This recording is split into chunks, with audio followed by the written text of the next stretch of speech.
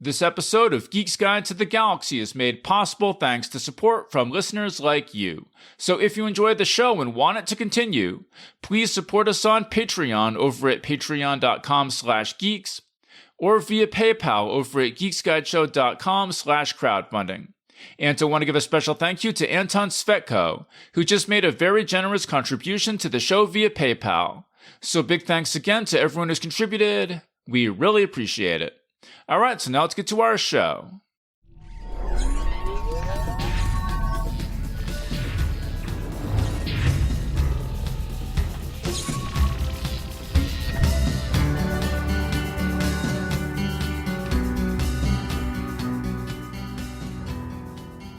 Hi, I'm David Barr Kirtley, author of the book Save Me, Please, and Other Stories, and welcome to episode 615 of Geek's Guide to the Galaxy. Today on the show, we'll be discussing Season 1 of the HBO series The Night of the Seven Kingdoms, which is set 100 years before the events of Game of Thrones. And this will include spoilers for everything in Season 1, so just be aware of that. And I'm joined by three guests. So first up, we've got our producer, John Joseph Adams. He's the editor of Lightspeed magazine, and he's also edited more than 50 anthologies, including the Best American Science Fiction and Fantasy series, Wastelands, Press Start to Play, and the New York Times bestselling Out There Screaming, which he edited with Jordan Peele. His most recent project is the Amazon Original Stories collection, The Time Traveler's Passport. So, John, welcome back. Always good to be here. Then next up, we've got Rajan Khanna, making his 30th appearance on the show. He's the author of the post-apocalyptic novels Falling Sky, Rising Tide, and Draining Fire. And his short fiction appears in magazines such as Analog, Asimov's, Clark's World, and Beneath Ceaseless Skies. He's also a game designer whose work appears in a variety of Tales of the Valiant books from Kobold Press. So, Raj, welcome to the show. Happy to be back. And also joining us today is Christopher M. Cevasco, making his 16th appearance on the show. His debut novel, Beheld, Godiva's Story, was published in 2022, and he's currently writing a series of novels for Sapere Books based on the earliest Arthurian legends, the first of which will be published early this summer, with the second following later this year. He's also written dozens of RPG supplements, including Felosiel's Ultimate Guide to Poison, and he's contributed content to books such as Tome of Heroes, Guide to Dungeons, and Guide to Roleplaying from Kobold Press. So, Chris, welcome to the show. Thanks. Glad to be here. Okay, so I want to start off with Chris. So, Chris, last time I talked to you about Song of Ice and Fire stuff was back in episode 146, where we were talking about how we were going to avoid spoilers. Okay.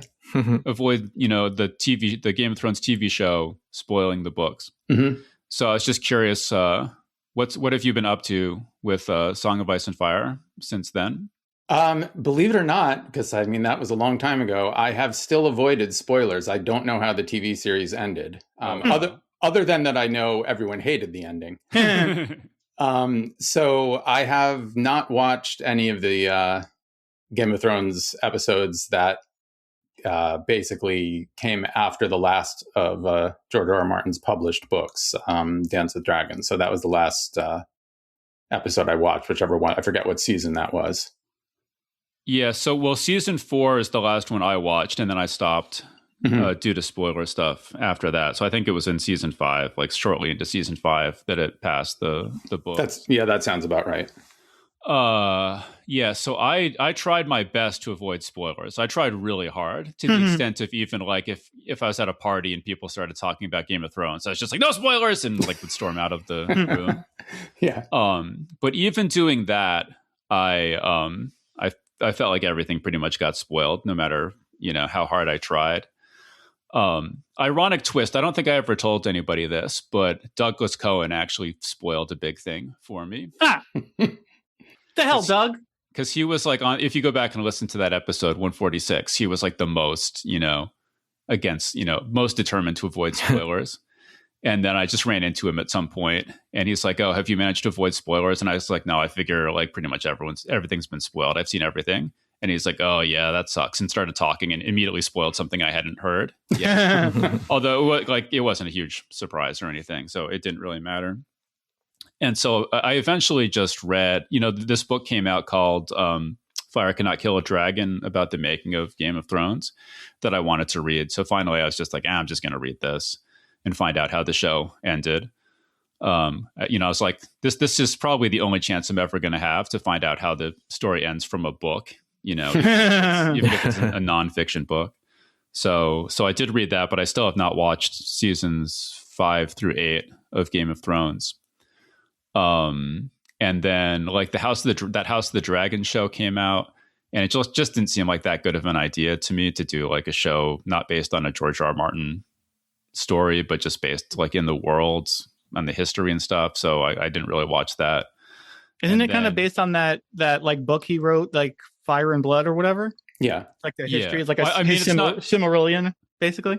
Yeah. I mean, it's not based on his like a fiction of his, right? It's like right. This, like quote unquote nonfiction.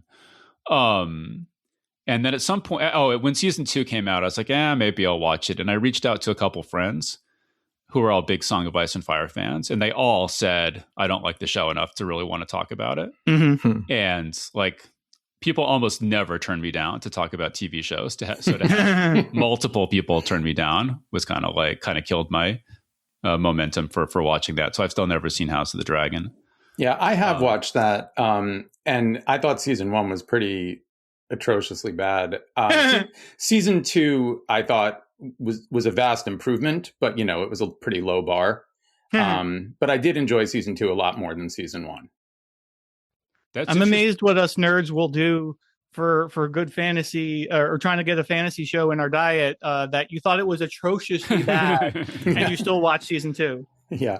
Well, I have to say I did read that, historical tome that Martin wrote, the Fire and Blood. And there are some really good nuggets in there. I mean, it kind of drifts in and out from being written as if it's a non-fictional tome to suddenly there'll be, 30 or 40 pages that feel like you're reading a novel. Mm-hmm. And so there were moments like that I got really into, although, I'm not so sure that they capitalized on the best that they could have from the book. And, in typical HBO fashion, they kind of went off and added a lot of things that probably were for the worse. But well, it's interesting that you like season 2 more, because like I said, I haven't seen it, but what I had heard was that season 1, like George R. R. Martin was more involved, and then they sort of like cut him out of the loop in season 2, and it went downhill after that.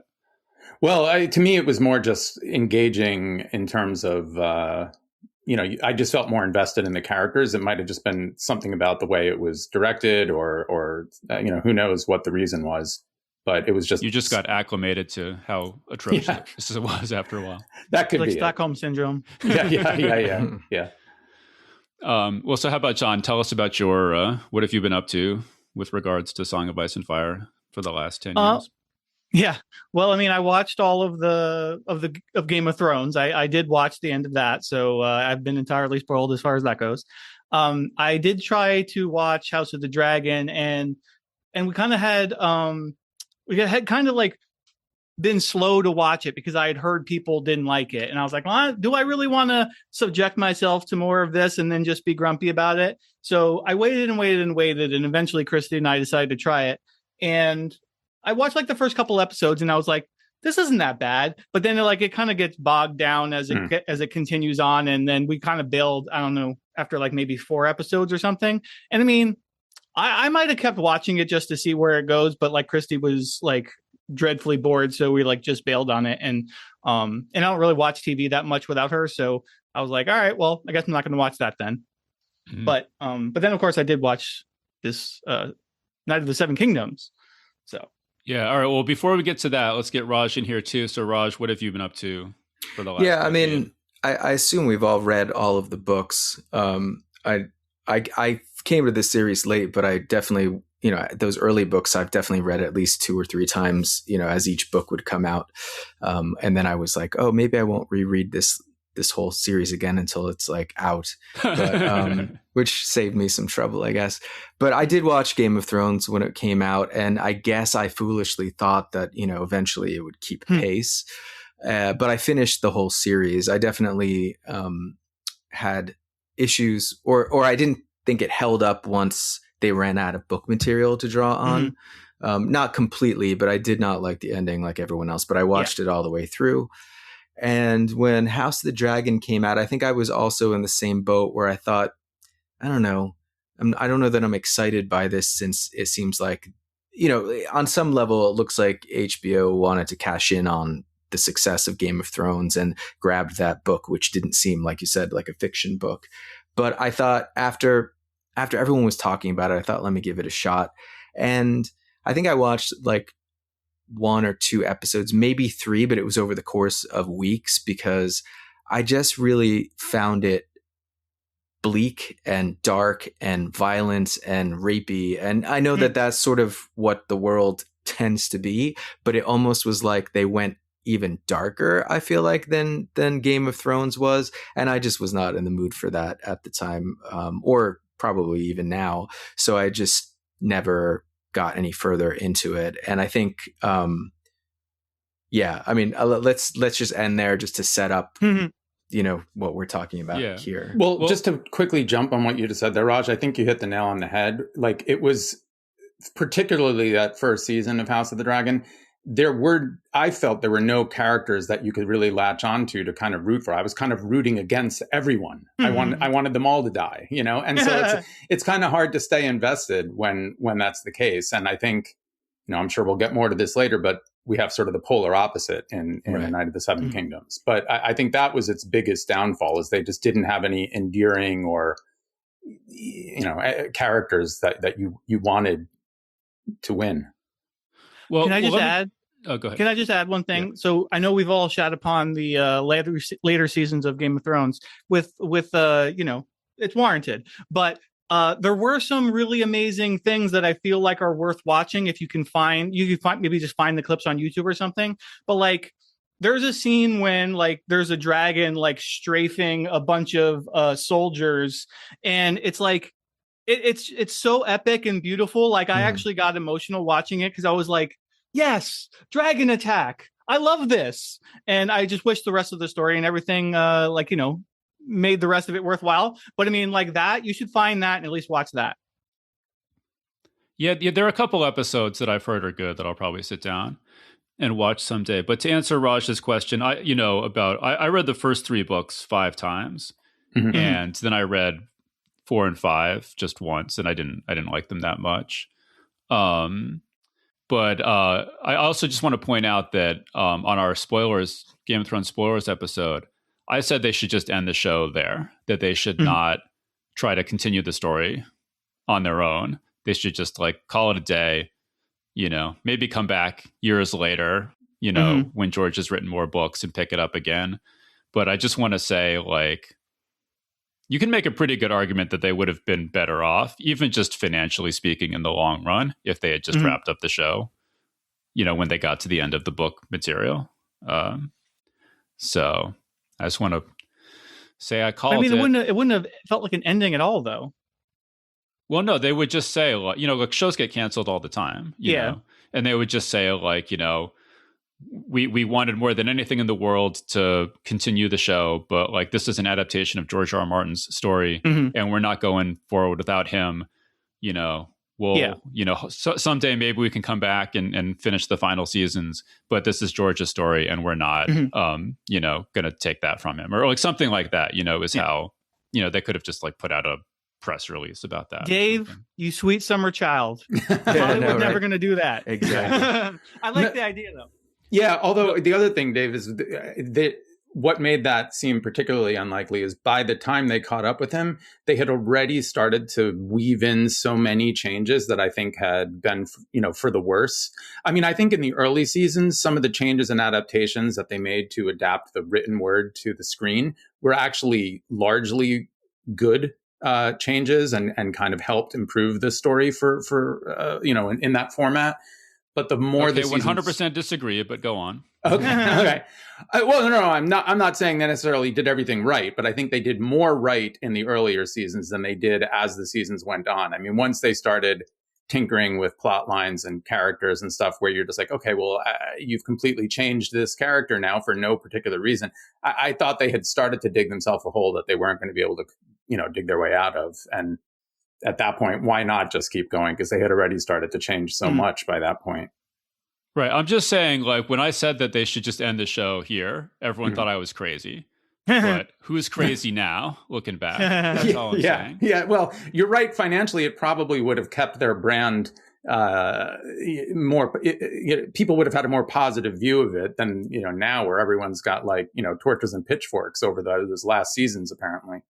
Yeah. Well, I mean, but people at least didn't like it, but they watched it though, right? Right. Like, I guess. And for many of us, it may be the only ending we ever get. And at least then you can move on. Like, it allowed me to move on. I was like, okay, maybe one day this book will come out and I'll read and see or these two books, right, will come out and I'll see how different they are or not and how I enjoy them. But like, it enabled me to be like, okay, it might not have been the most satisfying conclusion, but now I can move on to other things and sort of let it go, which is, I guess, sort of what, my feelings about House of the Dragon were, because I sort of had been like, well, I don't know that I need that anymore. So, yeah.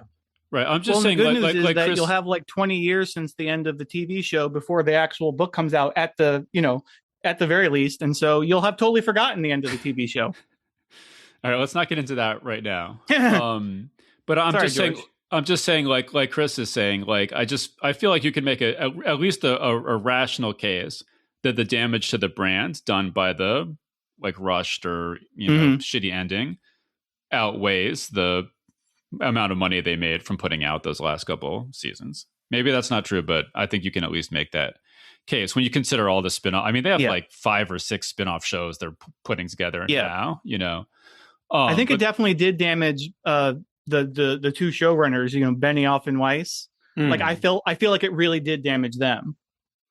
Yeah, I haven't looked into this too much, but there were rumors that they wanted to wrap it up so that they could go on and make a Star Wars trilogy or something, and that didn't happen because of how bad the last season was. But the thing I will say though is that I mentioned, I read this book, Fire Cannot Kill a Dragon, about the making of Game of Thrones. And it made me a lot more sympathetic to the showrunners.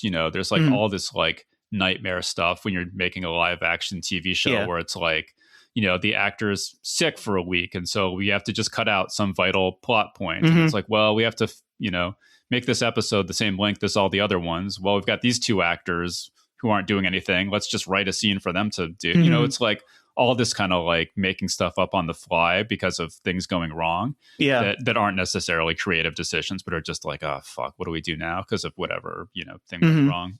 Yeah. So, but let me talk. So there's this new show called A Night of the Seven Kingdoms, which is based on a novella by George R. R. Martin, which appeared in the Legends anthology back in 1998. And so the Legends anthology, if you're too young to remember this, was this really big deal at the time. So Robert Silverberg edited it, and it was like all the biggest names in fantasy writing novellas set in their biggest worlds. So there was like a Stephen King Dark Tower story, a Robert Jordan Wheel of Time story, an Ursula Le Guin Earthsea story, Anne McCaffrey Pern, Terry Pratchett Discworld, et cetera, et cetera, et cetera. And so Silverberg invited George R. R. Martin to submit a story set in Song of Ice and Fire. And at the time, only the first book was out and it hadn't sold very well. So he didn't really like on paper seem like he'd, deserved to be in this book. But Silverberg had read Game of Thrones and it was just like, holy shit, this is so good. I have to have a story for my book set in this world. And I think the Hedge Knight is considered, even though he was kind of like, one of the less established authors in the book, sort of the standout story from that anthology. Yeah. I mean, it's brilliant. The Hedge Knight novella, I think, is absolutely jaw-droppingly brilliant. And it's also funny because Silverberg gave him a deadline of December 31st, and he turned it in on December 31st. So, things change. Yeah, I don't know. Had you guys read the Hedge Knight, or anyone else read it? Yeah. I read it back when it was in the Legends anthology, and then I reread it when the omnibus Night of the Seven Kingdoms came out. That gathered all the novellas about Duncan Egg. Yeah. Well, all 3 that had come out so far. Can I just say something about my journey with this? Because I bought Legends when it came out. I bought Legends 2. I was like, oh, these are novellas. I'm going to keep track of these and eventually get to them as I'm reading this thing. And I even bought the ebook of The Night of the Seven Kingdoms, which collected all of them together, right? And so 1998, so let's just say I got it late, let's say 2000. So it's been 26 years and I never cracked it. And I remember, is it weird to mention Scott Andrews on this podcast? So Scott Andrews, the editor of Beneath Ceaseless Skies, I was at a retreat with him and we were all writing and he was just reading those stories and like enjoying them. And I was like, I got to do that one day. And I never did. And honestly, since COVID, I've been having a hard time, or maybe it's just I'm getting older, or maybe I'm more distracted, but I've been having a hard time reading consistently. You know, I've been over the past couple of years, it's gotten a little bit better and I always do audiobooks, but it's just, you know, sometimes I just don't set aside the time to sit down and read a book, which is weird for me. And the show finally comes out. And I also, again, I'm sort of like, I don't know if I need to watch that. You know, it's another Game of Thrones show. Do I need to watch it? But my girlfriend she loved the stories and she loved Game of Thrones. And she's like, oh, I really want to watch it. And I have this thing where if there's a book or a story that something is based on, I like to read that first before I get polluted by the visuals of I say polluted, but you know, sometimes the visuals are great, but those intrude upon but they're never as great as what you imagine. Sure. Right. And then they'll always be sort of there in the back of my mind. And so it gave me this deadline to be like, I got to read this. And then I started seeing people talking about it online and I'm like, oh, I don't want any spoilers for the show if we're going to watch it. So I was like, okay, one night I pulled out the ebook and I opened it up and I'm like, I'm going to read it now. And I swear to God, I couldn't put the thing down. Like I wanted to keep going. And by the time I finished it, like I could have burst into tears. Like I was so emotional. And it wasn't just the story. It was the feeling that I haven't had reading a book since I was much younger. You know, it was that like kid, you know, like staying up at night and one more chapter. And even though it's a novella, like I honestly just felt this thing I thought I'd lost, which I know sounds overly dramatic, but it's true. And it sort of renewed my like love of reading things because of this one story. And so I'm grateful to the show for kind of getting me to come around to reading it. So yeah. Mm-hmm. Yeah, I mean, the Hedge Knight novella, I think, is beautiful. I mean, it's sort of like, you know, it's about, you know, honor and tragedy, and it's very melancholy, but then it's really funny too. I mean, I think it's just an absolutely sensational piece of work. So I wasn't necessarily that jazzed to see the show because I figured that they would screw it up. But then I heard, you know, everyone said it was really good. So I was like, all right, well, I guess I'll watch it then. So how about John? What were your expectations going into this TV show? Well, expectations really high. I mean, you know, I also read The Hedge Knight. You know, definitely read it from Legends. I think I actually listened to the audiobook edition on my first read. And I read the second and third one as well whenever they came out. And I mean, they're great. I mean, I think The Hedge Knight is the one that sticks foremost in my mind, but you know, as the best. But you know, it's been a long time since I read any of them, but I was super excited to see it just because I was like, you know, hey, I mean, the first bunch of seasons of Game of Thrones were pretty good, and this is a whole new thing, a whole new start to approaching you know, a story set in this world. Didn't have all the baggage that like House of the Dragon did, because it's not really about like, you know, the Game of Thrones. You know, it's about a hedge knight. So yeah, I mean, I was really excited just because of how much I love those novellas. But of course was wary. But yeah, I think I watched the first episode like as soon as it came out. So I hadn't even heard anybody talking about it yet. But I don't know when we want to jump into opinions about that. Well, let me just say, I mean, I read the Swords. So there's three novellas that in the sequence that Martin has written, and the second one is called The Sworn Sword, and the third one is called The Mystery Knight. And I read those when they came out, but I only remember the details. I only remember maybe the basic premise of both of those, and I remember thinking that they were good, but not as good as The Hedge Knight. Whereas The Hedge Knight, I read it like 30 years ago, but I haven't read it since. I hadn't read it since. until the show came out, but I could have given you a pretty good summary of the plot. I mean, it's just that memorable. Yeah. So, yeah.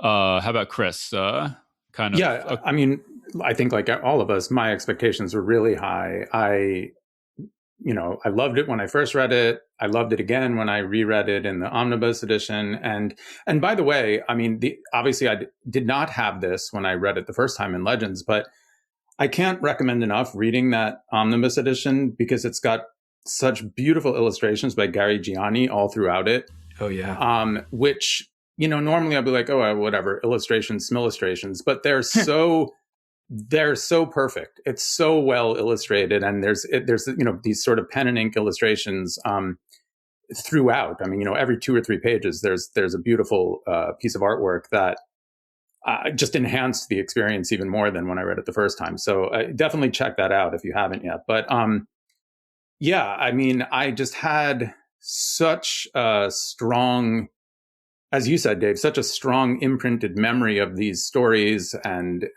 moments and images and the characters in my mind. They seemed so vivid and so real. And I was both excited for the show, but also leery because I was like, man, there's no way it's going to live up to what I have in my head. And given HBO's track record, they're probably going to turn it into some sort of, whatever. They'll HBO-ify it. And so I was leery. But, I definitely, I think I didn't tune in until 3 episodes were out, but then I watched all 3 of those episodes back to back and then kept watching it every week. Mm-hmm. All right. So it sounds like everyone thinks the show is at least quite good. Is that that accurate? Yeah. I love it. Yeah. Yeah, I love it too. I loved it from the moment, like like everyone said, the first episode just captured me instantly. And I think a large part of that for me was the chemistry between those 2 leads, because that kid is so good. He's so excellent. And I, having read the book, it was like, I mean, the novella, I had an idea in my head of Egg, but it, wasn't quite fully like human. And that, his portrayal was like perfect to me, just even his voice.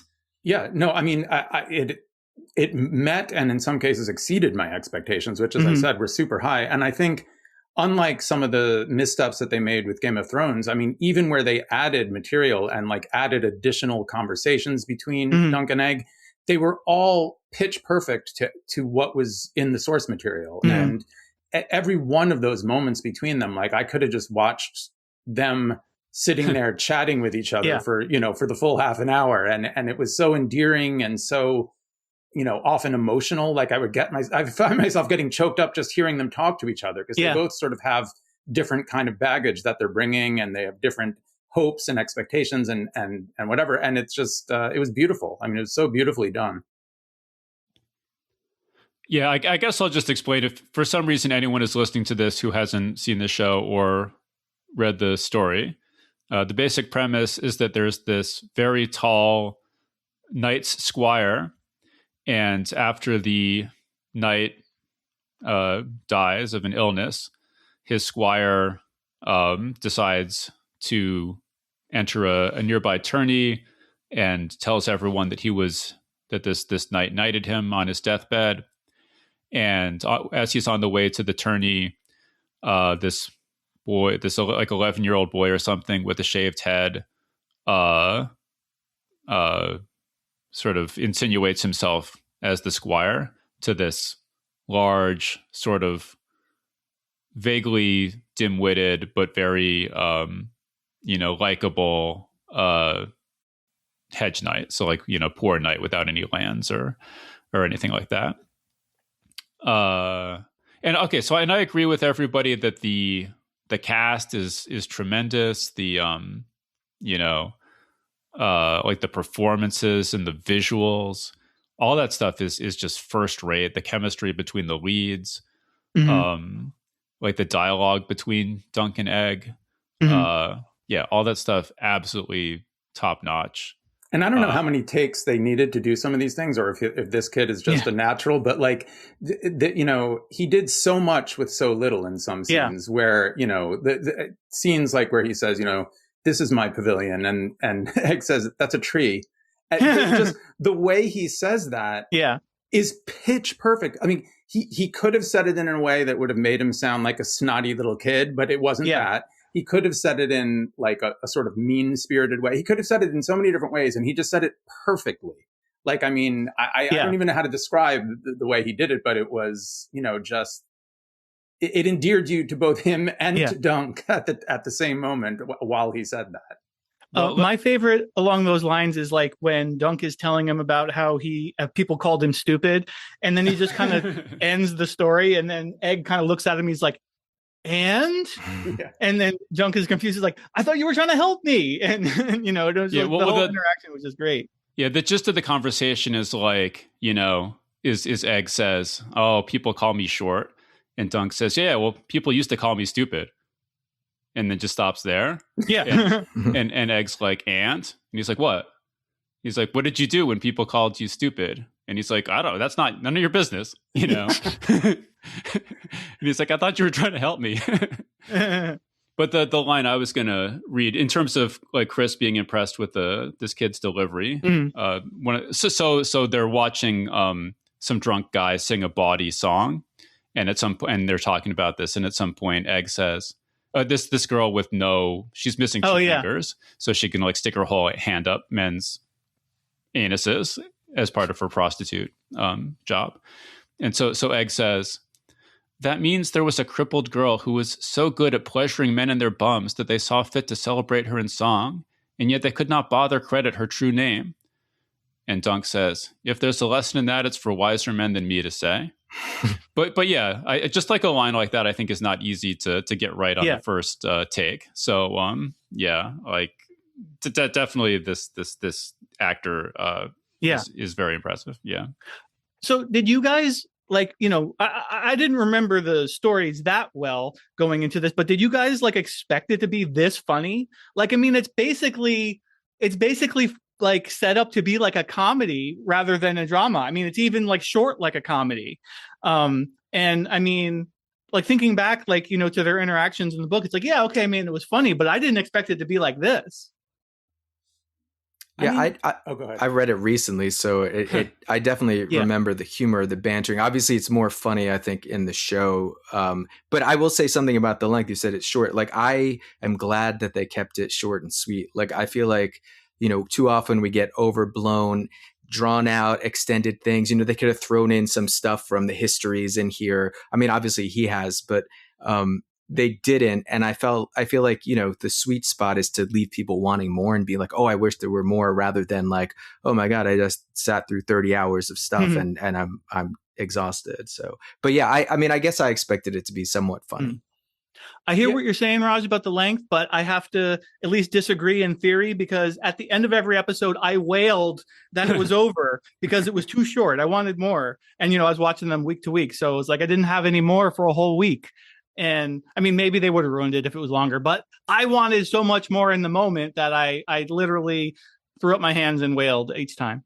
I also did just watch all 3 extended editions of The Hobbit for the first time. I think that may color my thinking. So yeah. No, I agree with you, Rush. I thought this was. I mean, I liked that they kept. It's only 3.5 hours long. It's a season of TV that's only 3.5 hours long. But I still thought that was too long. I thought that they clearly threw in some scenes, just to kind of like pad it out to 6 episodes that didn't really need to be there. I don't know that I agree with that, though. I think it was a great length for it, and I think we can get into some of the changes, but I think some of them made I thought about some of them again, having just read it for the first time, and I thought some of them. I think I understand why they did some of them, but anyway, go ahead. I also feel that like I mean, most of the. Not all, but most of the funny moments were literally lifted word for word from the story. So again, I think it probably hits harder in a visual, sort of format like that. But I think it's funny that you. I mean, I can hear how you're saying it's like almost like it was a comedy. I mean, to me, it didn't quite. I wouldn't quite call it a comedy. I mean, it still felt more like a drama to me that had some comedic moments. But I think the reason that the comedic moments stood out for me was because they were sort of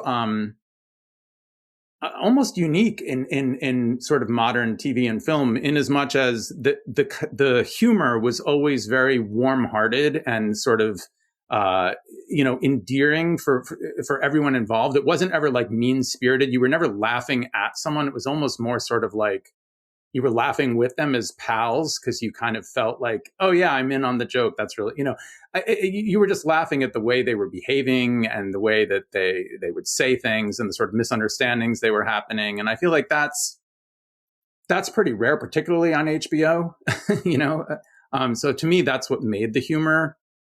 Because I'm often not a fan of humorous material in drama, but this all worked for me really well.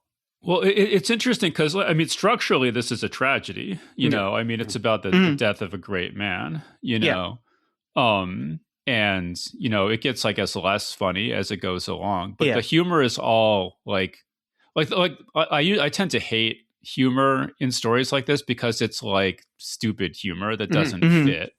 And almost all the humor is just like these characters' interactions are funny, but they're, but it's not like fourth wall breaking. A lot of the stuff that I have a problem with in stories like this is fourth wall breaking humor. Yeah.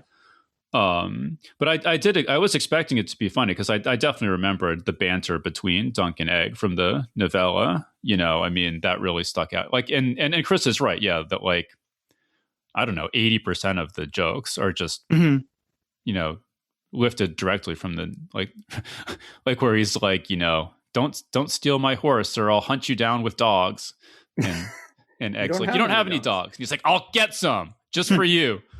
Like stuff like that. It's all straight. If you go back, because I went back and reread the novella after I watched the series, and I was like, wow, it's like, so much of the dialogue has not been changed at all. It's just straight out of That's the smart thing to do. Yeah. Sure. Take the genius's words and just put them in the screen. Also, I realized that there were some, because in a novella, book, and writing, you can have internal thoughts, right? But you can't do that in the TV show unless you do a voiceover, which sucks. So basically, they took some of the lines that Dunk was thinking to himself and turned them into dialogue with Egg, and it worked really well. Like, it was seamless. It was like, they use the actual words, but they just externalized it, and it worked. Again, because Dunk is often having conversations with himself anyway. But I was really impressed by the way they did that because it's such a simple fix, and it worked. And even Dunk talks to his horse as much as a witcher. Yes. And even the moments of humor that were leaned more toward the direction of, stepping on a rake type of humor, they even worked, I think, really well here. Like, when you see Dunk hit his head on that doorway, going in and out of the room, which, by the way, doesn't happen in the book, but in the novella. But in the second novella, he makes a reference to the fact that he had hit his head on half the lintels in the Seven Kingdom. And so that was cool that they incorporated that into this story, because again, it kind of makes you sympathize with the character, because you're feeling how awkward it is for him to kind of live in his body, because he is such a big, huge guy, and nothing in the kingdom is sort of sized to him. So that worked really well for me. No, I remember in, writing advice being that, just a description or something that you use should do, more than one task if possible. So basically, not just be a description, but give us some idea of a history or personality or whatever. And I think you're exactly right, Chris, in that not only gives us the sense of how big he is and how the world is not shaped for him, but I think also at the same time, he's unaccustomed to being in like castles and like, high places. He's used to like sleeping outdoors and sitting in a tent or a shack or something like that. And so it gives us multiple things. So it's not only a gag, it's actually reinforcing all these other things, which is great. Yeah. But there were two moments of humor that 100% didn't work for me at all. And, came pretty close to ruining the whole show for me. Oh, what? Really? What? Wow. Okay, I'll tell you, John.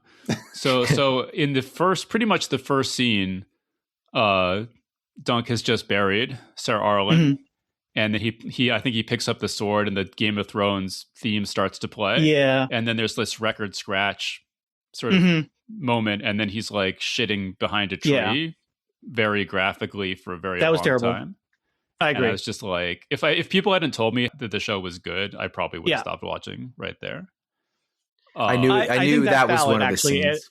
I did also hate that. I'm not sure why they did that, and it totally did not need to be there. But it didn't bother me as like, that. Actually, I had been spoiled for because there were so many articles about that when the first episode came out that I was like, "What? There's going to be some shitting scene."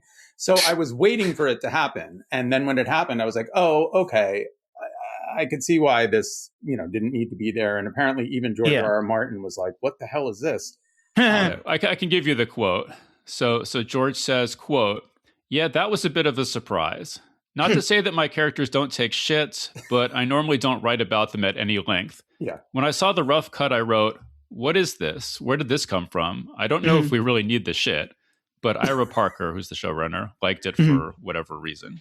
Yeah, I wonder. I think the one thing that it worked, its one redeeming quality was that it came, the last line, and I can't quote it exactly, but the last line he says or thinks or says to his horse right before that is him being like, why not? Maybe I can enter the list and win this tournament. And it's sort of like, then his mind catches up with it. And it was sort of like, he was like, basically his belly was thrown into turmoil by the thought of, oh my God, what am I thinking? I can't do this. I'm a nobody. And so, I mean, if he had barfed instead, I could see that more. But he does that later. Yeah. But I mean, the thing that I saw, I mean, I still didn't like it, but I feel like everything before that was building it up like, oh, this show is going to be all about honor and becoming this knight to live up to the ideal of his former, master. And then they just cut to this thing to be like, hey, actually, this is what the world's really like, and it's going to be really tough for this guy. But I mean, I think that might be a generous interpretation. It just, I was wondering if it was maybe just sort of like the showrunner was like, look, we need to upfront let people know that this isn't your Game of Thrones, your normal Game of Thrones. This isn't about big knights and castles and whatever. It's about this normal guy, this, who has a very poor background, who's just trying to make his way in this world and be a good knight. And so I wonder, I mean, I don't really know, but maybe that's sort of what it is. I personally don't like scatological scenes in most things, but I guess I remember it happened, but it didn't really stick out to me as like a terrible thing for the rest of it. So and in a way it humanizes him, I guess, if you interpret it the way that Chris was saying. But yeah, I don't know, I could also cut that too. So. Yeah, I mean, I don't have a problem with like sort of lowbrow humor or whatever. I mean, like, There's Something About Mary is one of my all-time favorite movies. It's just sort of fourth wall breaking to me, which is what really annoys me. It's like the way that the music starts playing and then this smash cut. It just feels like it takes me out of the story because it like rubs in my face that I'm watching a TV show, not that I'm watching something that really happened. The way that it's presented in the show. So what's the other thing you hated? So the other thing I hated was at the tourney at the end, where like the brood of Bracken stands up and just like gives a loud fart and sits down again. Which again, it's like this. I don't believe that this happens in this universe. I mean, this is so in the show, or sorry, in the novella, this is the dialogue. Dunk reined up before Ser Otho Bracken, lowering his voice. Ser Otho, all know you for a great champion. Join us, I beg you. In the names of the old gods and the new, my cause is just. That may be, said the brood of Bracken, who had at least the grace to reply. But it is your cause, not mine. I know you not, boy. And so I how do you like read that and be like, we should just, I know how to speed up the pace here. We'll just have him fart instead. It's just like, it's just so dumb. So I don't know. I'm just looking for the fan edit that I wonder. Cuts out. Does a fart count as a line if you have in a show? Yeah. If So you fart if you fart 3 times, do you get your Screen Actors Guild card? Or, I don't know. So okay, those are both totally legit things to be annoyed about. I feel like the shitting scene is much more of a like, what the fuck is this show? This could ruin it, than the fart one. But they were both bad. I feel like actually, if they were going to take it from what he said in the book to just try to be something quick, I feel like a really loud belch would have been at least more believable, because like, you know, he's sitting there drinking as they're watching the tourney. Like he might have some belch just waiting to come out, and he could just stand up and give a glorious belch that could resonate throughout the whole crowd. Whereas like making a fart really resonate, man, that's doing a lot of fucking work for you, right? I mean, like, he definitely must have shit himself if he farted loud enough for everybody to hear it like that. This conversation has taken a turn for the worse. Yeah, I wasn't expecting this. I will say that I'm reading the second in the stories, the one that comes after the Hedge Knight, and there is quite a lot of farting, or at least more than I was expecting in that one. So I don't know if they just brought it forward a little bit. So. Yeah. We're like, hey man, we got to front load this farting stuff. We don't want people to be surprised in the second season when they start farting all the time. So yeah, I mean those two scenes, I think it's just absolute no brainer. They should just be cut out. Yeah. Then I have a bunch of other things, a bunch of other changes I wasn't crazy about, but like those two, it's just like no question. Yeah. I was thinking, did George R. Martin write all the songs that they sing in there, or are those original to the show? I mean, they're not from the Hedge Knight novella. Right. Okay. I don't know if he was involved in writing them, or I don't know if they appear in any other Ice and Fire stuff, or I'm not actually sure where they came from. They feel very authentic to They were great. I mean, I'm not, just to be clear, I loved the bawdy songs. I thought that was great. Yeah. Yeah, and the one that Egg sings is pretty great too, just like in this little kid voice, just singing that.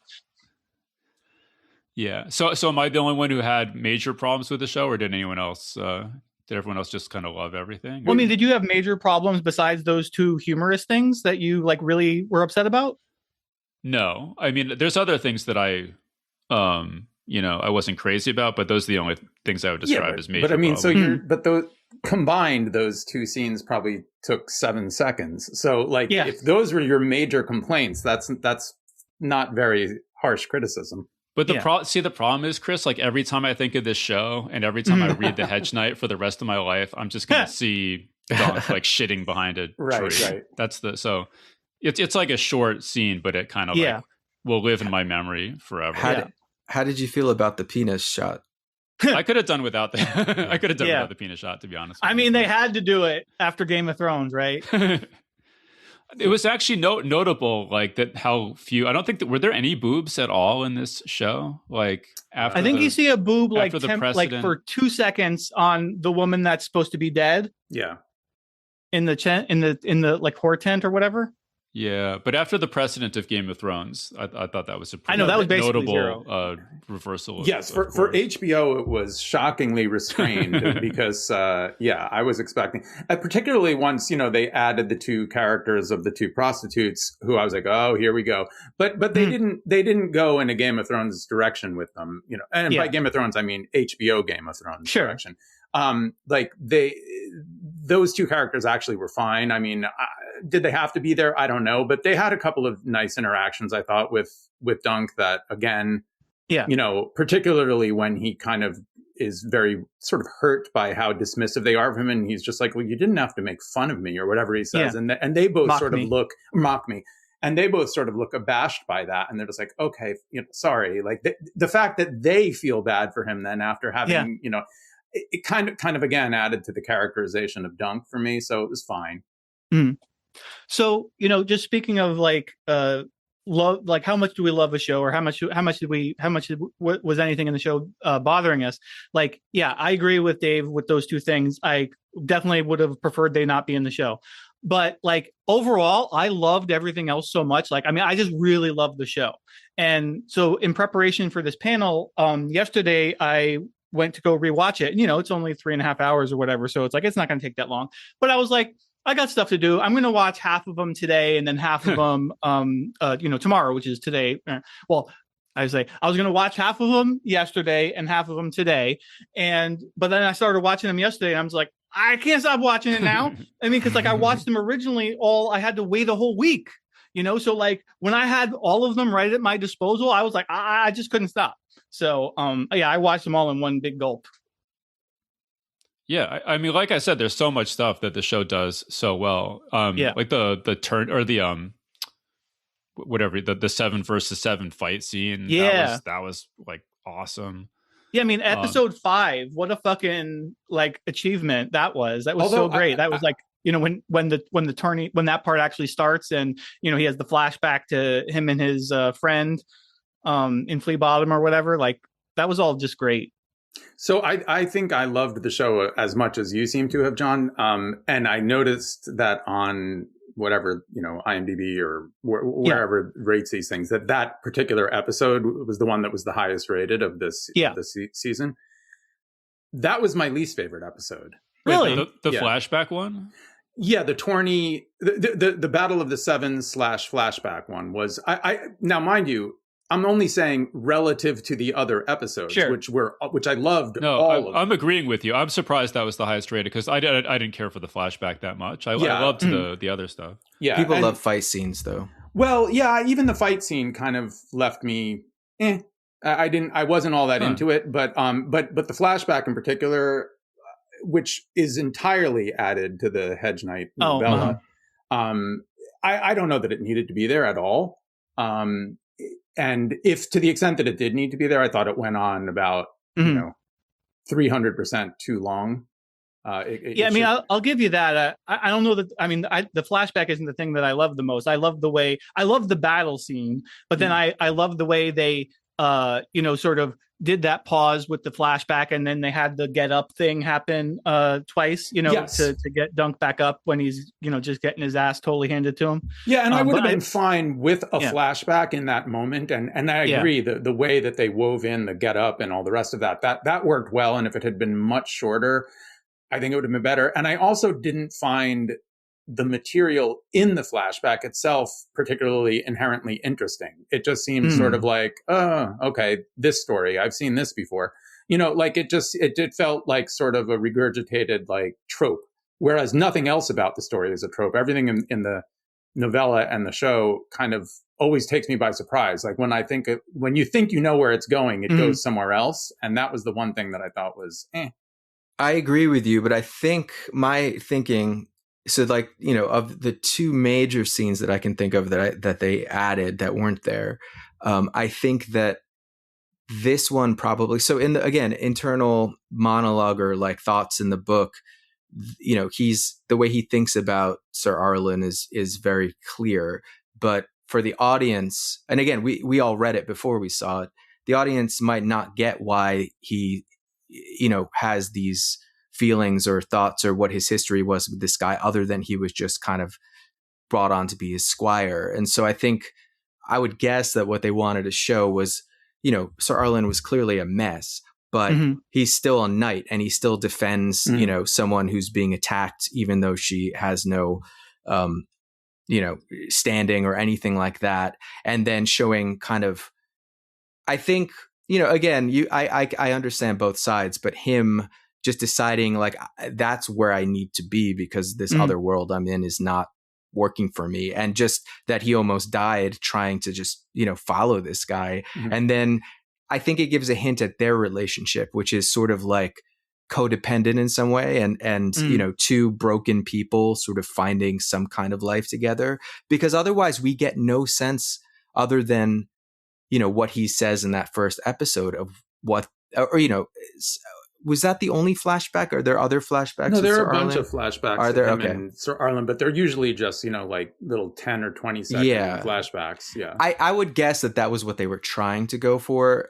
So I guess I agree with you that the background wasn't really that interesting, but it didn't bother me that much. Yeah, I agree with Chris. I thought the flashback really totally fell flat. And I think because it doesn't really advance the story at all. And it comes right at the climax where, you don't want to have a huge flashback unless it's like that's the whole point of the story is to reveal some mystery or something.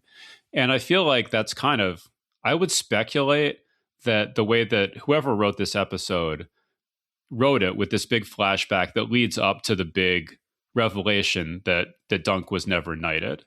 I mean, that's how it's structurally, that seems to make sense to me, But the problem is, I think then George said, no, I want that to be ambiguous, so they tried to make it ambiguous. So then it's like, it just feels weird. And it's like, wait, what's the point of this flashback? And like, was he a knight or like, it's sort of like becomes kind of muddled for no real gain then. I guess I would think it hinges on the get up, sir thing, because, if Egg's yelling, and I guess, sort of in the story, the idea is, he just kind of like, there's not a whole lot behind him getting up. He eventually just gets up, like he puts his will together and gets up, which to me is less interesting than, I think what, again, maybe this is all conjecture, obviously, but that what they were trying to link was that this guy, developed this sort of feeling that he has to do good in the world from a place, and that get up was linked to the other get up, and then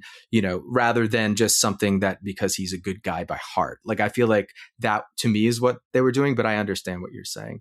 I also wasn't clear if they were coming down on a side of whether he was knighted or not. I guess in my head it's always that he wasn't, but yeah. Yeah, I assumed he wasn't, but I mean, I get what you're saying, Raj, and I think that to the extent that they were perhaps trying to do what you're saying, I think it could have worked well, and in some ways did work well for that purpose. But I think they could have accomplished it better with a flashback that was like a third of the length. I mean, to have those, they were like long sequences of him and his little girlfriend talking in a cellar, and it's just like, how is a flashback involve long conversations? Like, it just felt weird as a flashback to me. It felt just too slow paced. Yeah, and they didn't need to. They like put in all the stuff about the rebellion. Was it the Blackfire Rebellion? That wasn't necessary to the plot. Although I think that sort of hangs over the other stories ultimately. Yeah, so yeah, I think that's critical to what Martin's plans are for the whole series of novellas. But I don't know. Let me just say also about I totally agree with Chris that it felt very not like the writing felt very much not like the rest of the story. And I feel like there are so many Hollywood TV shows where there's like a flashback where the guy used to have this girl and then she died or got kidnapped or something. And it just feels like a Lego that they just was sitting on the shelf that they just plugged into the story. It reminded me exactly of, I don't know if anyone ever saw this show, but there's this show on Sci-Fi called Incorporated where it just had these really pro forma flashbacks. And that was what I was flashing back to that as I was watching this flashback. I really like that show, though. Yeah, and I'm not fully advocating for the whole flashback. I'm more devil's advocating for it. So I want to know why Chris didn't like the fight scene, though. I thought it was awesome. Well, that's overstating it. I'm not so sure that I didn't like it. I just don't think I liked it as much as it seems the general response on places like IMDb was. I because people were over the moon over it, and I thought, oh yeah, solid fight scene. But I don't know. I didn't. I think because did you know that before you saw it that people were? Did you have inflated expectations? No, I didn't actually. I was surprised after watching the show to see the big sort of response to that.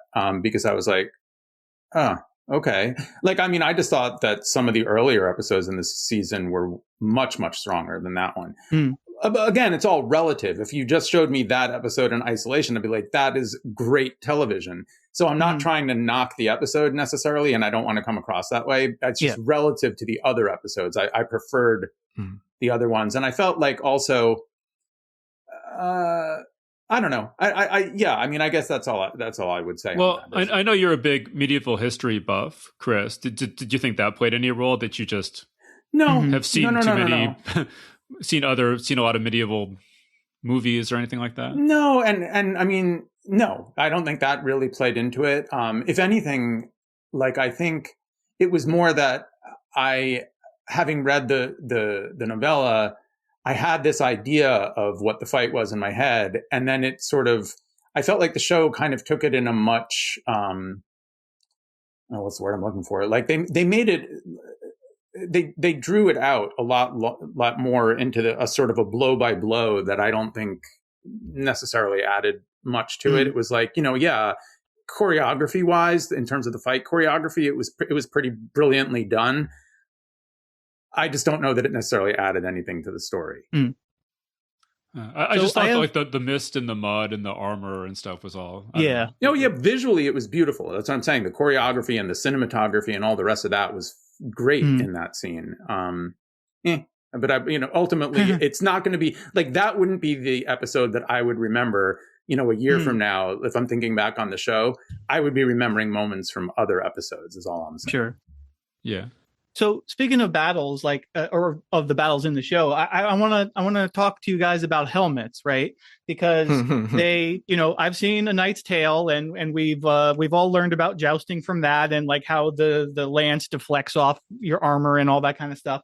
And Dunk goes to that blacksmith, and the guy even makes a point of saying, like, I make good helms, not to look like any kind of animals or whatever the fuck, and just good sturdy helms, right? And I mean, I thought that was going to come into play visually in the combat somewhere, because Arion is wearing this like elaborate dragon looking helmet that's like just crazy, and I'm like, that's going to catch all kinds of lance points on it, right? Like, that's not going to deflect shit. But then that doesn't happen, and then instead what's his name? Baylor doesn't get lanced with his helmet, but he gets his head totally caved in with his helmet. And so I was just like, I thought this was going to get tied together somehow. But also, I kind of want to get a doctor in here to tell me, how long would Baylor have survived if they just left his helmet on? Right? Because it's like they took the helmet off. It's like, okay, now his skull is just gone. What if they had left it on there? Maybe he could have lived a little longer. They should have just duct taped it on there, and he could have lived the rest of his life. Yeah, well, yeah, they right. They didn't know. Yeah, they didn't know until they pulled it off. They didn't know he had that wound. Yeah. I mean, maybe visually, wasn't it dented in though? I mean, they did see that it was dented in, so it was like you could have had a pretty good idea that his skull was, dented in. Yeah, but he was walking and talking, and seemed outwardly okay. I mean, maybe he could have lived, but. What sort of quality of life he would have had, I don't know.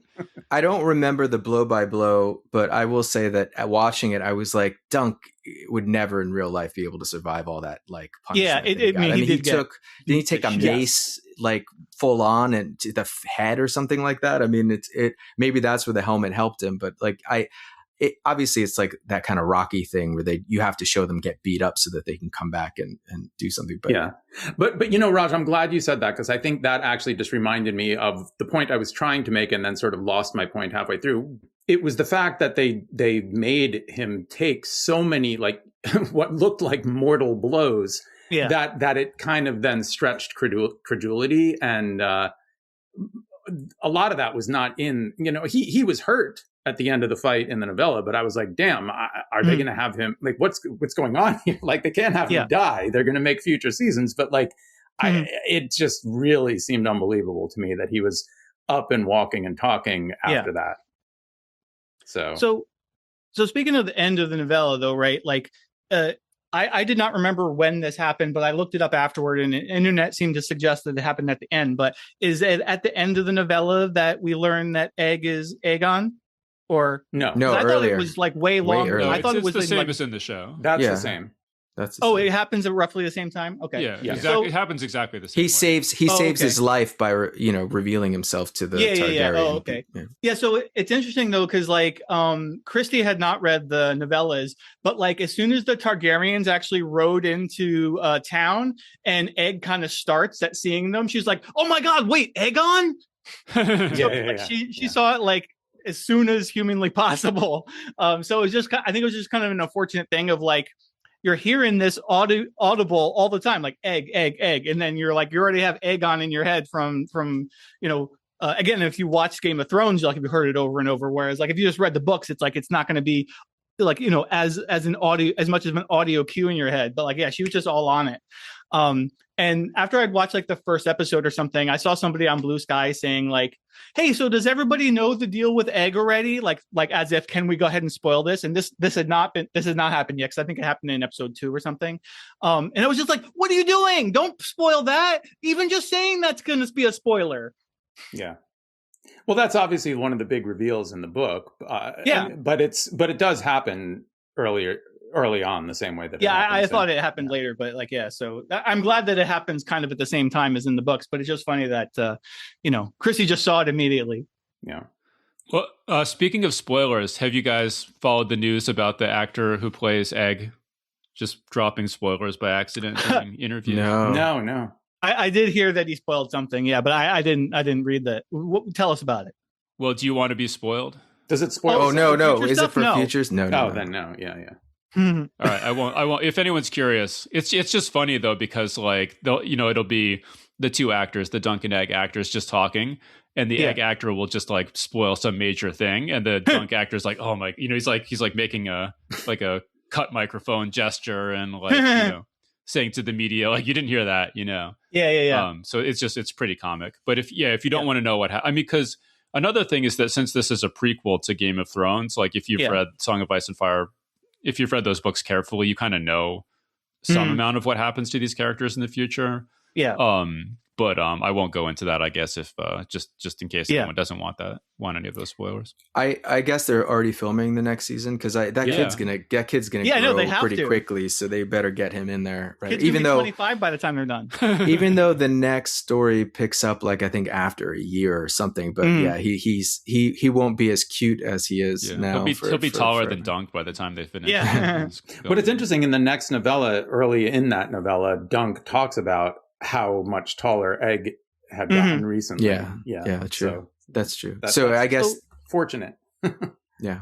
So speaking of the actors, though, I just wanted to give a shout out to some of the other performances in here. Oh, because, so good. Yeah, everybody's like uniformly good, and so like so the guy that plays Lionel, Daniel Ings, like he was so great, amazing. And I actually had a question. So like visually, he looked to me so much like he was being styled, and he was sort of giving the personality of Tyrion, but like I know that's not that. There's no reason to suspect that there's any lineage there. Like it's trying to be implied by the show. I mean, like if anything, Tyrion was suspected to have been a Targaryen or something, right? Like if we're talking about secret lineages. But like, did anybody else like think that like that guy kind of just was giving Tyrion vibes? No, I didn't get that at all. Wow. I mean, I love both saw that. I love that character. So. Yeah, no, he's great. And that's one of the things that they obviously added. They expanded his role significantly. Like Dunk doesn't know him at all in the novella when he volunteers to be part of the Seven. Like they had never interacted. I have a theory about that as well, because when in the novella, we meet Raymond Fossaway, right? Like and I love that guy too in that show. Like he's one of my top people on that show. Wait, is it Raymond who's the cool one, or is it? Yeah. Okay. Stefan or something is right. The apples. But the apples. In the novella, they just tell him he has to go find other people, and he approaches a bunch of people, and eventually a bunch, some come forward and said, "I'll do it." And you sort of know the reputations in the novella because they've been watching these guys tilt already. But in the show, you don't have any sense of who these guys are, so you have to kind of show the personalities or form a relationship for the audience with at least some of them. So I think that's why we get Lionel Baratheon, and I loved Party Baratheon. He was kind of amazing. He was great. Well, let me just say, every scene that they added, instantly I was like, that wasn't in the novella. Even I read it 30 years ago, and I know that wasn't in the novella, except for that scene with Lionel Baratheon. I was like, well, wait, did Dunk go into a tent and get drunk? Like that seemed like something that might have happened in the novella. And it didn't, but it like fit in enough, at least, that it didn't like give me a red flag the way all the other editions did. Well, partially because I think some of the dialogue in that scene between him and Dunk talking is like Martin level dialogue. Like it felt in keeping with the quality of the stuff that Martin might have written. And also that actor played drunk really well. Like, he wasn't hamming it up and, slurring his words and falling around. It was just like, he had the cadence and the forgetfulness and all of it down so well that it was great. I loved every moment with him. I want to give some other shouts out to other actors though too, like Yusuf Kirkor, who plays Steely Pete the blacksmith. That guy's like stealing every scene he's in. Like he was so great. And Finn Bennett plays Arion. Like just like his face, he didn't even have to do any acting. Just his face, he was so perfectly punchable as a douchey Targaryen that he didn't even have to act, and he was like great. But then also he was good. And I also really liked Bertie Carvel, who played Baelor. Like I thought he was great. He was amazing. Yeah, he just made me love him immediately. Like And he played like that, because that character is supposed to be the only kind of just one, like if he had lived, he would be a good king. But he does it in a way that doesn't make it seem too much. Like he's still a lord, he's still a Targaryen, he still has that little edge, but so he treads that line really carefully, and I really like that too. Well, he had like a quiet dignity that sort of was like the more sort of learned version of what Dunk has, you know, like he's a lord and Dunk's a hedge knight, but they kind of had at their core the same sort of respect for the honor and tradition and that sort of thing. Also, just speaking of Baelor Targaryen, I also love the line where Dunk is just standing around the stables and the groom comes by with the horse. He's like, "Are you Baelor Targaryen?" He's like, "Oh, no, I'm not." He's like, "Then would you move the fuck out of the way?" Yeah, that was hilarious. And that wasn't from the novella. Some screenwriter came up with that, but that was a good. That's like a perfect visual, in a TV show thing to have in there. Whereas in a novella, it's not going to be as funny or notable. But well, but I was also going to just shout out Sam Spruill, who plays Maekar, who I didn't actually think was that great for most of the show, but then in the last episode, he starts fucking killing it. Like once there's that like shift in his like personality, kind of because Baelor dies, it's like, I don't know, he just starts killing it. And maybe it's just because he had more lines and he's more active in the role as opposed to kind of being I don't know, he's just kind of being like sulky and like above it all, even though like obviously he was sad because his sons were missing, but it's like, I don't know, he just kind of was like, felt a little phoning it in, but then in the last episode he was great. I appreciate the show having like the last episode be like the denouement, essentially. Like, you have the big fight scene and they don't wrap everything up very quickly. They give, because that's, I think in the story, the important part, and then Egg ending up with Dunk. I really kind of liked the way that they gave that its own space. It needed it, I think. Well, and the fact that Maekar hadn't sent Egg to Squire with Dunk, that he made that up. That's not in the first novella. That's anyway. A change, yeah. That is a change. But I thought that was a great change. Maybe it'll come out late. I don't know if it comes out later that that'll be revealed in a future novella or something. I feel like if they are, the fact that they made a point of explicitly saying that like he hadn't sent him must mean they're setting up that there's going to be some fallout from that in the future season. But again, it seems like that'll be added material. But I trust them enough now to not screw it up. That let's see what they do with that. So I have one other question about like the fight sequences and like the armorer and everything, because like, so Dunk goes up to the guy and he's like trying to buy armor and it's like so crazy expensive. He has like two dragons or whatever they're called, right? And so like the armorer says that you can rent a suit of armor for 2 dragons a day.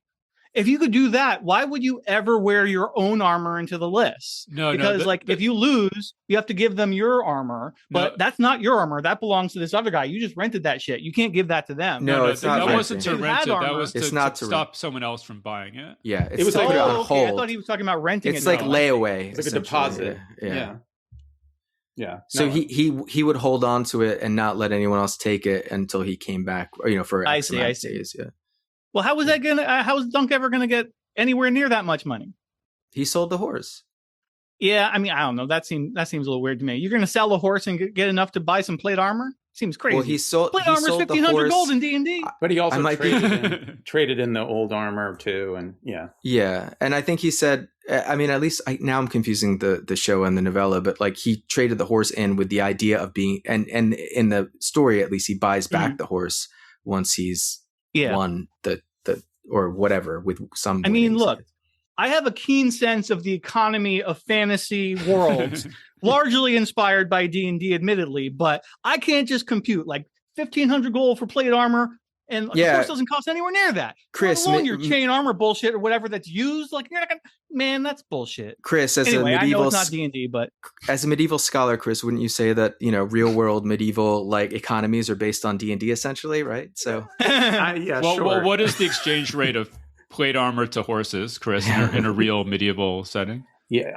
I have no idea. I would have to look that up. But again, this is not a real world setting, so who knows? Maybe there's a higher price. Maybe there was a horse scarcity at this point in time, so that they were hired. Yeah, because all the fucking jousting, they keep killing them. Well, at least Arion does.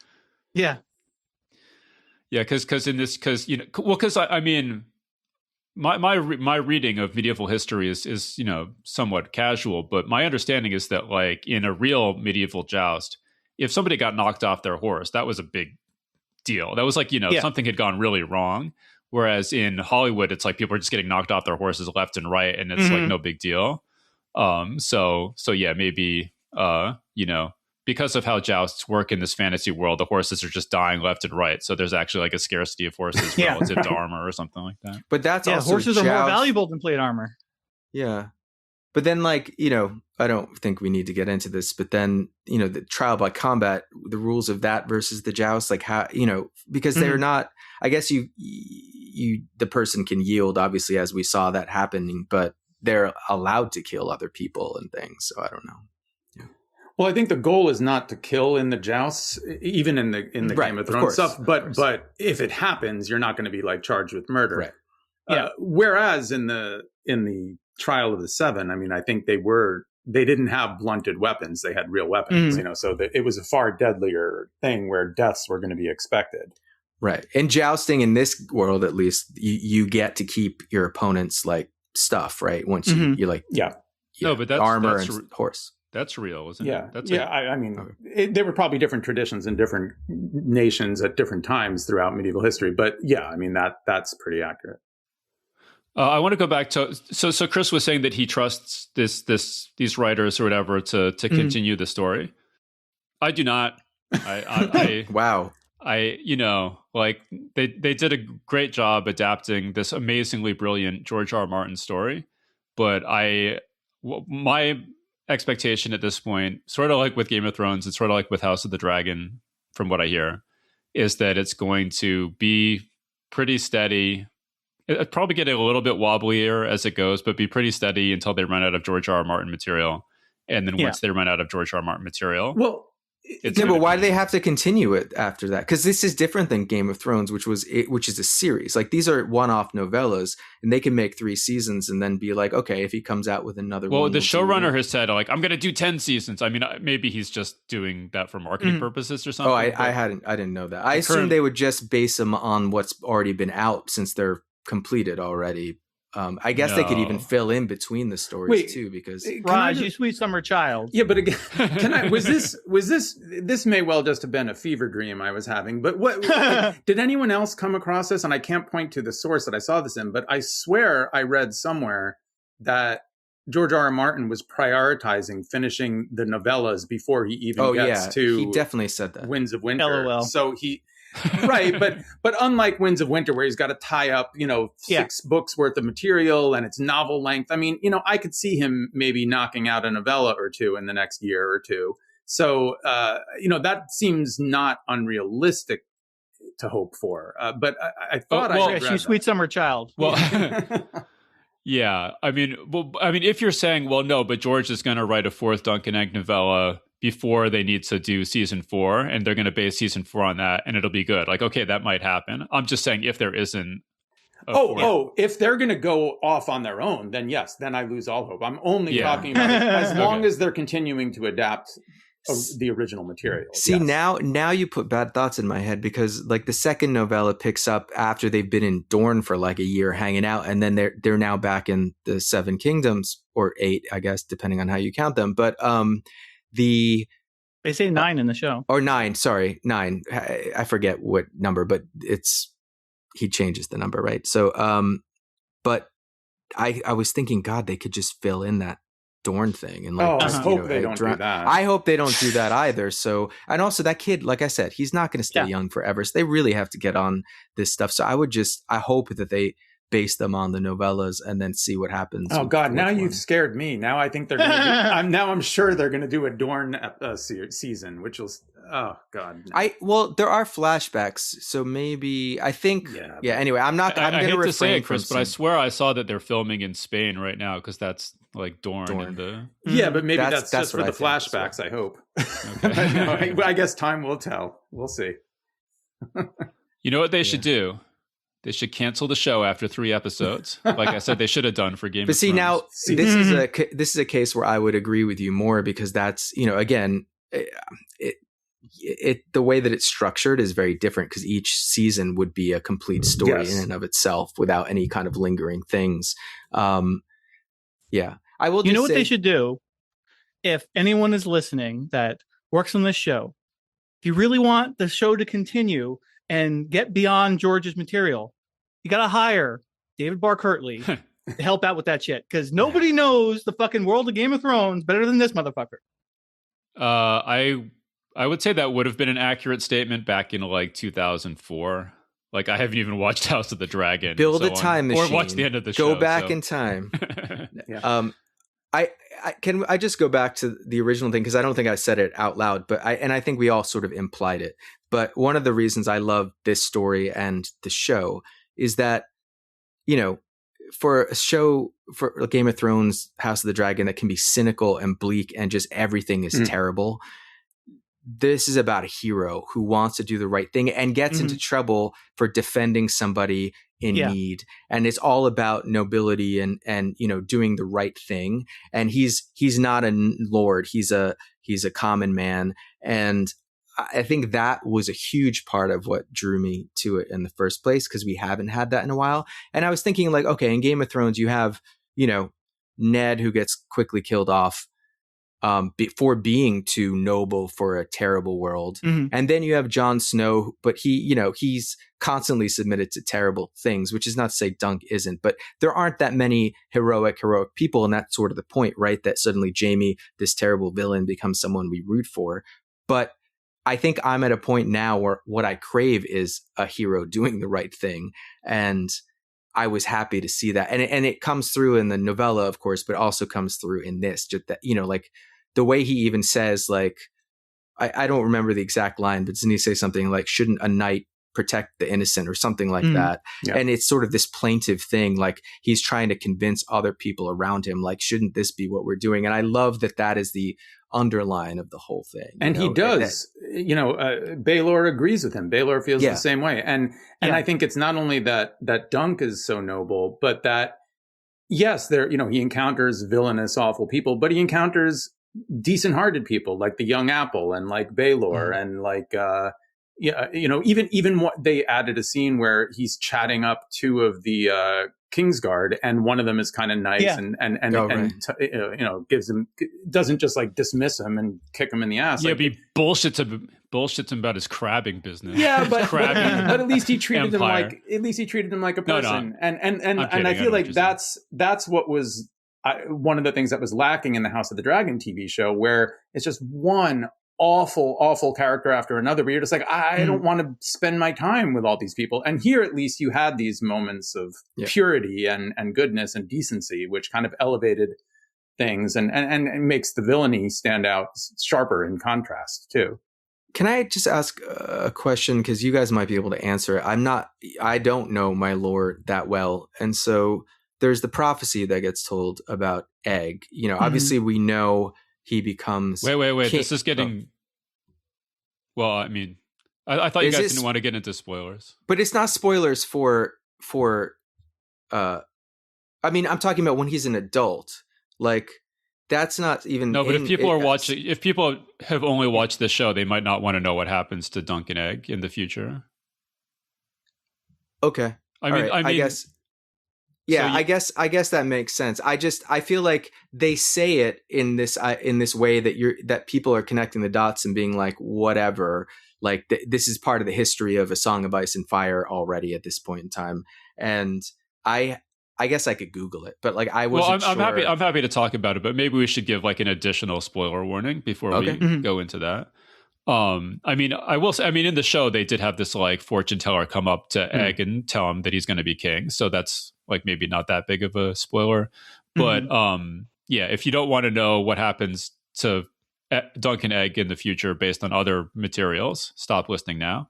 But I don't want to know what happens to Dunk. I just want to. I mean, I sort of know what happens to Egg. I just wanted to confirm it, but yeah. Okay, well, stop listening now if you don't want to hear any more of this conversation. But I will answer any of Raj's questions that he wants answered going forward. So, Raj, what's your question that you want answered? So, as far as I'm aware, Aegon becomes king in the future when he's older, and his son is the guy who like Jaime essentially kills, right? The Mad King Targaryen. Is that correct? It's either his son or maybe his grandson. It's his grandson. Yeah. Oh, okay. It's his grandson. I thought it was going to be Egg himself. No, but that's why I'm confused, because she says, everyone will curse your name. And is it because just the Targaryen name becomes cursed because of that guy? Or does Egg as Aegon, do something terrible that I am not aware of? He does something terrible that you're okay. not You don't aware have to say what it is, but yeah, okay. That's what I didn't know. So I feel like you can be meant to know that, because it's sort of it's out there at this point in time. So it is. I think I find myself being like, oh well, Egg is out there with Dunk to kind of learn how to be a better person, and so that doesn't turn out so well apparently. But I'm happy to see how it plays out, of course. But I knew that was sort of in the lore of A Song of Ice and Fire. But I think there might be circumstances, like I don't want to get too deep into it, but I think there are circumstances that kind of lead to that. But yeah. And is this in A Song of Ice and Fire, or is it part of the House of the Dragon stuff, or is it sort of pieced together? No, yeah, go ahead, Dave. There's references to it in like Storm of Swords and Dance with Dragons and stuff. And then there was also like the World of Ice and Fire book gives a lot more information about it. But still, I can look it up then. Well, like not a but the Mad King, I don't know. I'm sorry. Go ahead. I don't know if we want to even speculate about this possibility, but I mean, do we think that this show might give us like flash forwards or something at some point to show, the actual dramatization of whatever terrible things Egg does as king? I don't know. I would hope they wouldn't do that until like the final season. Or the final episode, I mean, eventually, I mean, the showrunner, who seems possibly certifiably insane, I'm not sure, but I saw an interview where he said like, well, maybe we could like film 3 seasons and then like take like 20 years off and film 3 more seasons and take 15 years off and film, like to cover Egg's whole life story with the same actor. That sounds probably crazy. Unlikely to happen, but I mean, at least you would have to jump ahead. You would have to have jumps in time of that scale to tell the whole story. Do we know? So like, it seems to me that in terms of the adaptations, they've only, so far we only have stuff that George has written or created as a source material. Does HBO have the ability to create their own show? So like, if they were just going to be like, we're going to fill in the gaps, they can? You mean like, do they have the rights to it? Yeah. Or do they have to negotiate for new shows every time they want to make one? They probably have to negotiate with George, but they have a lot. That actually segues nicely into our next topic. They have 1, 2, 3, 4, 5, 6, 7 Game of Thrones shows in development. I heard one about Arya. Is that true? Well, let me see. So we've got House of the Dragon season 3 and Night of the Seven Kingdoms season 2, right? That everyone knows about. We've also got, there's like a play apparently about Robert's Rebellion. Which is debuting at the Royal Shakespeare Company in England. Oh my God. What? Yeah. There's a show about Aegon's conquest. There's an animated show about the 9 voyages of Corlys Velaryon, who's apparently a character from House of the Dragon. There's a show about Nymeria. Oh, I heard about that one. And there's a feature film about which no information has been released that I know. So those are all, in progress right now. So the Aegon show you were saying is that's not Egg, that's a different Aegon, or which one? Aegon the Conqueror, the first, he's like the first the one, Conqueror okay. analog. Oh, right. From Valyria to Westeros, right? So I guess the question is Game of like I mentioned at the beginning, we had some years where it was kind of tough being a Song of Ice and Fire fan. It's been like so long since any new books have come out. Everybody hated the end of the Game of Thrones show. House of the Dragon has gotten sort of a mixed reception, but it seems like this Night of the Seven Kingdoms, my sense of the vibe is that it's kind of like rejuvenated or like revitalized interest. So I'm just curious to get all your thoughts on that. I mean, I definitely would agree that it's all been pretty much all positive, everything I've seen about it. So that can only help in terms of, sort of the demand for more material in the world and the setting. But I think they need to be very careful, given the missteps they've made in the past, that whatever they do next, if anything, be something that's strong and doesn't fall into the traps and the mistakes they've fallen into with some of the other material. The Nymeria one in particular sounds interesting to me. That's a character who flees across the sea to the west, and so has all sorts of adventures that are away from the Seven Kingdoms and could be interesting. But I believe, unless I'm getting confused, I'm pretty sure that's who the character is. And then, but like it's going to largely be original material being written by the showrunners. It's not going to be, there's the outline of the material from Blood, Fire and Blood. But I don't know. I mean, it just depends if they get good writers, if they get good stories, good actors. I mean, so much hinges on so many unknown variables. Yeah. All right. So maybe David Barr Kirtley is no longer the world's expert on George R. R. Martin shit. So maybe he's not the guy. But like, the point remains, you're going to make all this new George R. R. Martin shit, and you don't have George R. R. Martin writing it. There are a lot of actual fantasy novelists who are really good at this shit and probably also love Song of Ice and Fire. Get Scott Lynch to do something. Get, whoever. I mean, Scott's behind on his own books, but I mean, there's lots of fantasy novelists who can get into the details the same way George did. And I'm not saying they're going to be as good as George, but I mean, like, they're going to think about this shit on a level that Hollywood screenwriters typically don't. So, I mean, pay them, get them to do stuff. I'd be much more excited about any given new show if, there was some kind of, established fantasy novelist who was doing shit for it, Do I get to call you Sweet Summer Child now? I'm not saying it's going to happen. No, I'm just saying teasing. I would. No, but I agree 1,000,000% is that, I just think that the skill set of the typical Hollywood writer who, are they're good at a lot of things, but I think that writing epic fantasy is 100% not one of those things. Right. And they need to bring in like maybe some sort of brain trust of, established epic fantasy writers or something if they don't have. George R. R. That's what I'm saying. I'm going to offer just one counterpoint, being not all epic fantasy writers are good at writing scripts or screenplays, but I do think that if you got some people in the room with a bunch of experienced screenwriters, that would probably be a good thing. But just to answer, let them do everything. Yeah, right. Get them in the writer's room. Just to answer your question, Dave, personally, I am more excited about this world than I have been in a long time, and now I am more interested to be like, oh, what not. To kind of poke in at the history and see what's been done. I would be willing to watch a new show, but I think now I have these two lines in my head, and one of them is the official kind of stuff that George is writing, and to me will always be the truth of this world. And clearly, they've already changed some stuff in the TV world, and I'll check it out. But like, I don't feel like I need to get that story because they're just sort of takes on. Like you said, the skeleton of what's already there, but that's okay.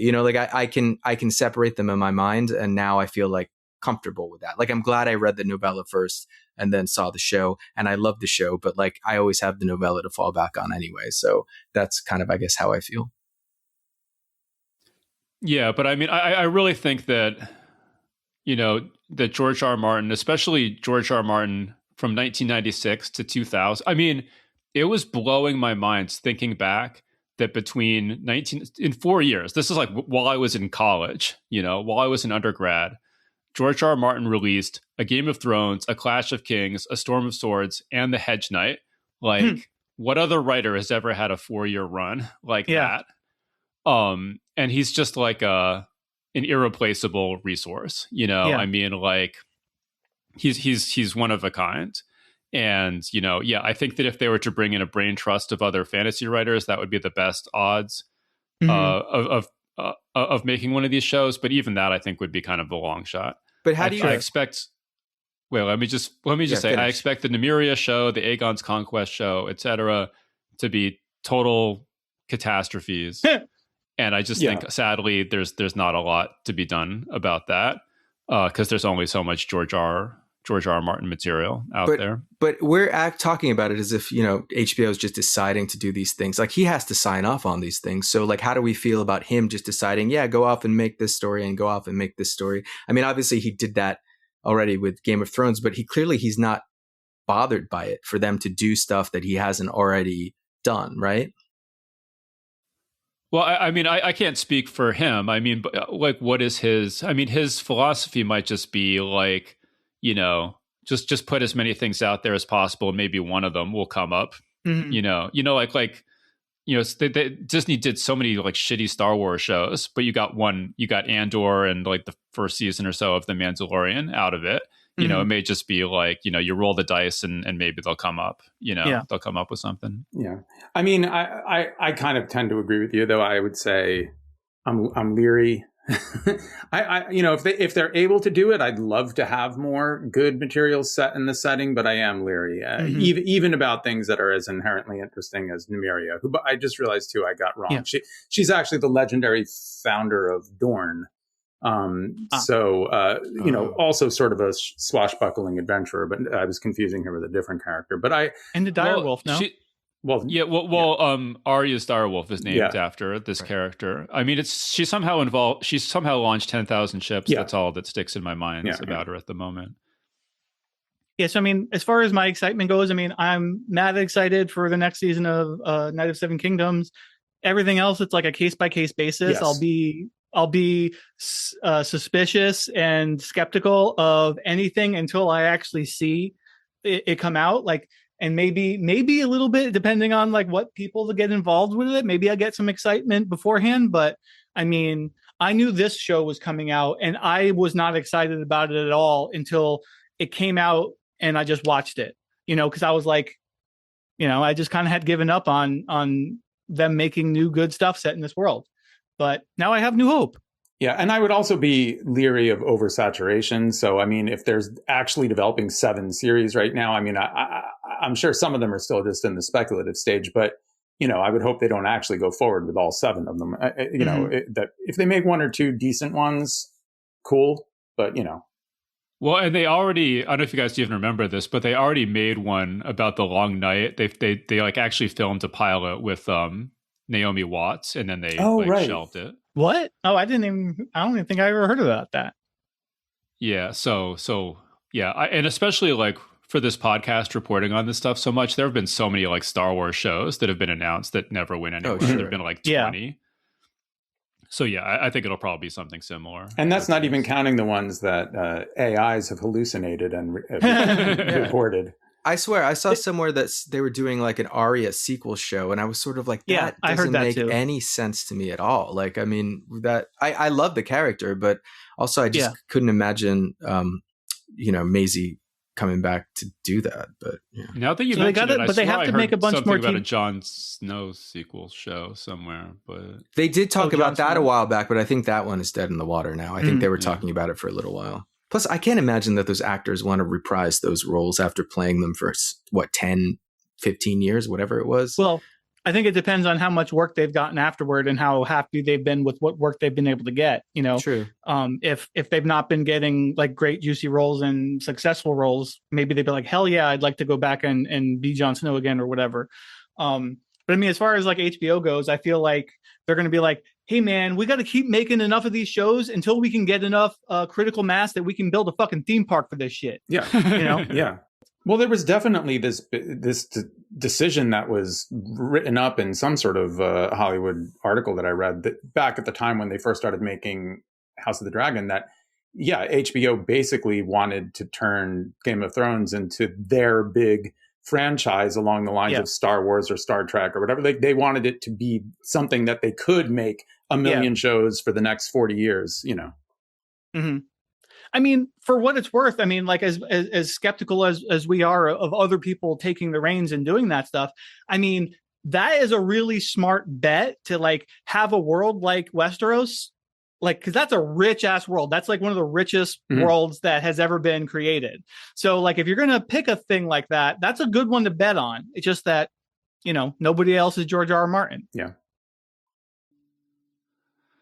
Yeah, so on that, if anyone wants to put together a fan edit Knight of the Seven Kingdoms that takes out the pooping and the farting. Like, hit me up. I want to watch that.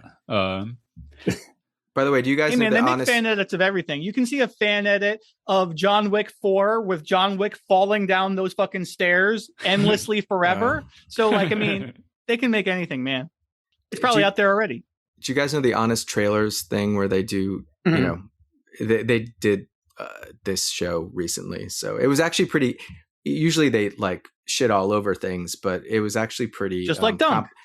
complimentary. But they do have a quick cut of it would be the opposite of what you want, David, because there's a quick cut of like the shitting and the burping and the farting and the, you know, everything. So yeah. A fan edit where he's shitting endlessly for 20 minutes. God. I don't want that. I don't. All right. I think we should wrap this up there on that note. I think this has gone on long enough. So yeah, but I'm sure that we'll come back and talk more about Song of Ice and Fire, since it seems like it's going to be with us forever. But for the moment, sounded kind of sad when you said that. Yeah, well, I do kind of pine for the days when it was like my secret thing that I could tell people, you know, because people used to say, you know, like, oh, you write fantasy, like, what's a book I should read? I'm like, oh, hey, you should read Game of Thrones, and they would read it and just like, oh my God, yeah, you're the best. This is the best thing I've ever read. And now, you made me read it. Yeah, that's how I got to read it. Those were good times.